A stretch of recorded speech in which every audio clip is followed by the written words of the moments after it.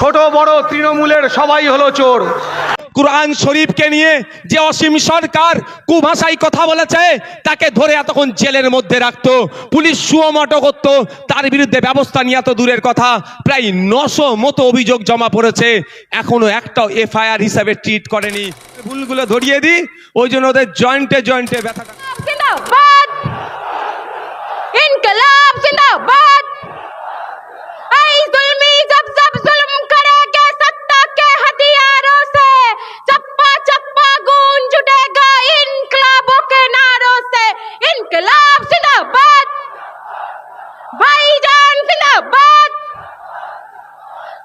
तृणमूल हटाओ, बीजेपी हटाओ, भाईपो हटाओ, পিসি হটাও।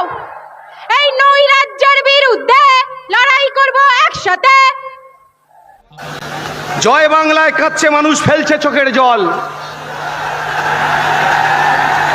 কেন? লুট করে সব পুলিশ নিয়ে দেখায় অনেক জোর, ছোট বড় তৃণমূলের সবাই হলো চোর। তারপর খোকা বাবুর সাজ জেগেছে, করবে ভাঙড় দখল, আজব গল্প শুনে তাহার চোর বাহিনী পাগল। ফলে তোমার স্বাদ পূরণ হবে না ওহে বাবু সোনা। কেন? দুধের গন্ধ যায়নি গালে, কারণ তুমি কচি দুধের পোনা। তখন দিদি মোদির রঙ্গমঞ্চে ইডি দিয়েছে হানা, তখন দিদি মোদির রঙ্গমঞ্চে ইডি দিয়েছে হানা, সবুজ ফাইল করলো চুরি, কেউ করেনি মানা। তারপর এডাল ওডাল ঘুরে ইডি দেখায় বাহানা, এডাল ওডাল ঘুরে ইডি দেখায় বাহানা। সময় এসেছে বদলে দিন দিদির জামানা। দুর্নীতি সব রুখে দিতে খামে দিন ছাপ, নওশাদ সিদ্দিকী দেখাতে পারে নতুন সুপ্রভাত। কারণ সুখে দুঃখে পাশে থাকে সত্য জিন্দেগি, ভাঙড়বাসীর গর্ব হলো নওশাদ সিদ্দিকী। যখন ভোট আসে তখন মনে পড়ে এই বাংলার মেয়েকেই চাই, কিন্তু আমাদের তিলকতমা দিদির বিচার তিনি দিতে পারেন না। 9 বছরের তামান্নার বিচার তিনি দিতে পারেন না। আমরা রাস্তায় থাকবো নারী নিরাপত্তার জন্য। কি থাকবেন তো মায়েরা? এইভাবেই আমাদের রাস্তায় নেমে লড়াই করতে হবে তৃণমূলের চোখে চোখ রেখে।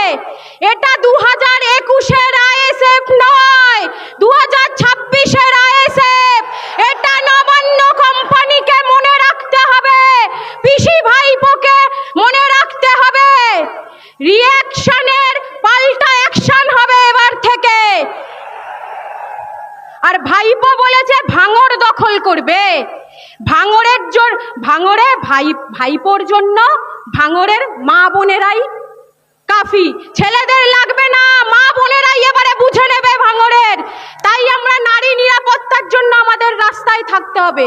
লক্ষ্মীর ভান্ডার দিচ্ছে, লক্ষ্মীর ভান্ডার সরকারকে দিতে হবে। ওটা নবান্ন কোম্পানি বা ব্যানার্জি পরিবারের বা পৈতৃক সম্পত্তি নয়, ওটা আপনার আমার করের টাকা থেকে না লক্ষ্মীর ভান্ডার দিচ্ছে। তাই বন্ধুগণ, আমাদের রাস্তায় নেমে লড়াই করতে হবে। আমরা সবাই একসাথে লড়াই করব, চোখে চোখ রেখে লড়াই করব। 2026-এর বিধানসভা ইলেকশন হবে হলো চোরদের বিরুদ্ধে, চাকরি চুরির বিরুদ্ধে। ভাইজানের নেতৃত্বে আমরা এগিয়ে যাব এবং সুষ্ঠু সমাজ গড়ে তুলব। আমার উপরে কেন এদের রাগ বুঝতে পেরেছেন? 77টাকে নিয়ে কিছু নয়, নওশাদকেই হারাতে হবে। কারণ আমি তো এদের পয়েন্টে পয়েন্টে এদের ভুলগুলো ধরিয়ে দিই, ওই জন্য ওদের জয়েন্টে জয়েন্টে ব্যথাটা করে যায়। কিন্তু রাজ্য সরকার তো আতঙ্কমুক্ত চাইছে না। যদি আতঙ্কমুক্ত চাইতো, কুরআন শরীফকে নিয়ে যে অসীম সরকার কুভাষায় কথা বলেছে তাকে ধরে এতক্ষণ জেলের মধ্যে রাখতো, পুলিশ সুমোটো করতো, তার বিরুদ্ধে ব্যবস্থা নিয়ে এত দূরের কথা প্রায় 900 মতো অভিযোগ জমা পড়েছে, এখনো একটা এফআইআর হিসাবে ট্রিট করেনি এই রাজ্য সরকার। তার মানে বোঝা যাচ্ছে আপনাকে আমাকে কি নজরে দেখে। তবে রাজ্য সরকার এফআইআর হিসাবে ট্রিট করেনি বলে ভাঙড়ের বিধায়ক নওশাদ সিদ্দিকী চুপ থাকবে না। আমি কোর্টে যাচ্ছি, 136 সার্কুলার 156 সাব ক্লাস 3 দিয়ে আমি কোর্ট থেকে মামলা করছি অসীম সরকারের বিরুদ্ধে। কিন্তু প্রশ্ন এটা, আপনারা বাংলার মানুষ, সংখ্যাগরিষ্ঠ মানুষ ভোট দিয়ে সরকার তৈরি করলো, আবার সংখ্যাগরিষ্ঠ মানুষকে রাস্তায় নামতে হবে কেন আমার এসআইআর এর বাঁচানোর জন্য? তাহলে সরকারের কাজটা কি? আমি সরকার তৈরি করেছি, আমার বিপদে আপদে, আমার সুবিধা অসুবিধাতে আমার পাশে থাকবে, তার পরিবর্তে আমাকে আরো ঠেলে দিচ্ছে বিপদের দিকে। তাই আপনাদের বলবো, আসলেই কি তৃণমূল কংগ্রেস এসআইআর থেকে আপনাদের নিস্তার দেবে মনে হচ্ছে? ওয়াকাফ খেয়েছে জানেন তো নাকি?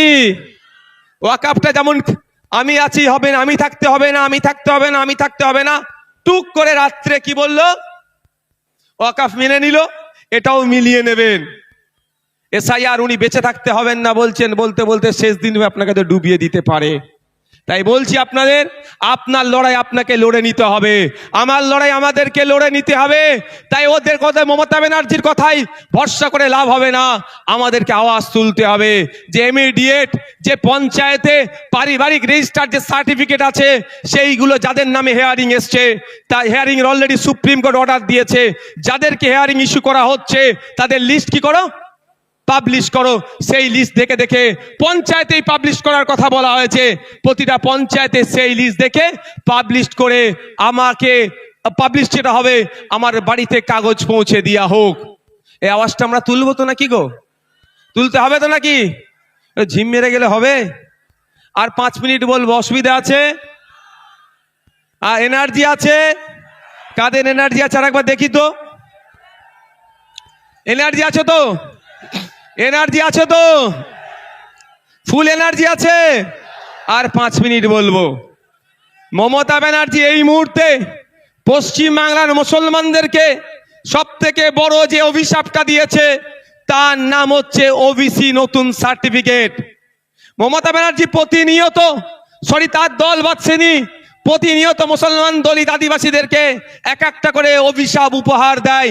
তাই মুসলমান এখন সব থেকে বড় অভিশাপ যেটা পেয়েছে সেটার নাম হচ্ছে ওবিসি সার্টিফিকেট।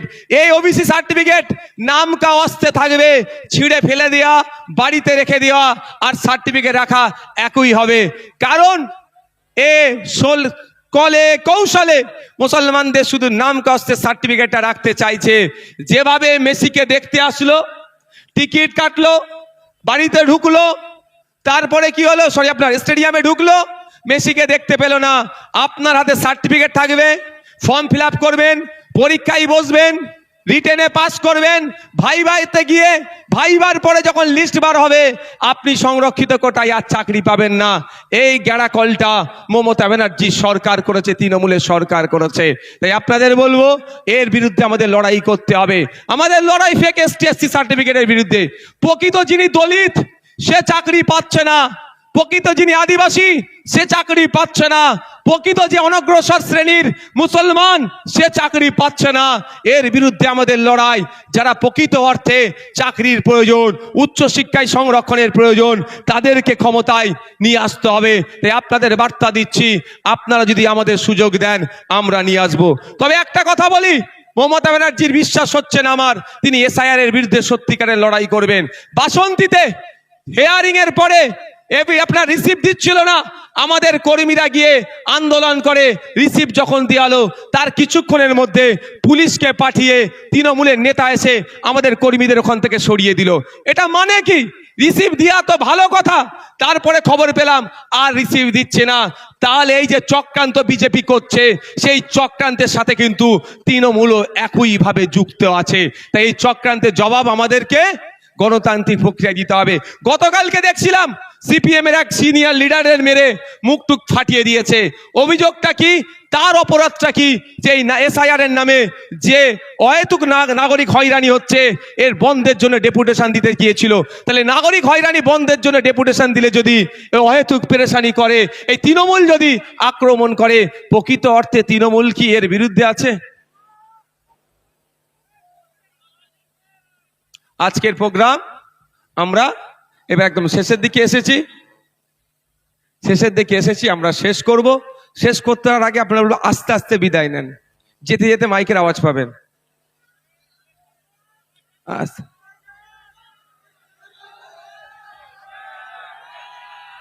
আস্তে আস্তে বিদায় নেন। যেতে যেতে আমি তিনটে কথা বলবো, আপনারা মাথায় রাখতে রাখতে যাবেন।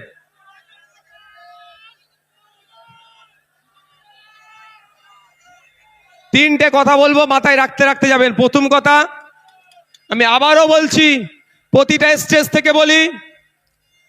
স্টেজ থেকে বলছি, আজকেও বলছি, আপনার ছেলে মেয়েগুলোকে উচ্চশিক্ষায় শিক্ষিত করুন।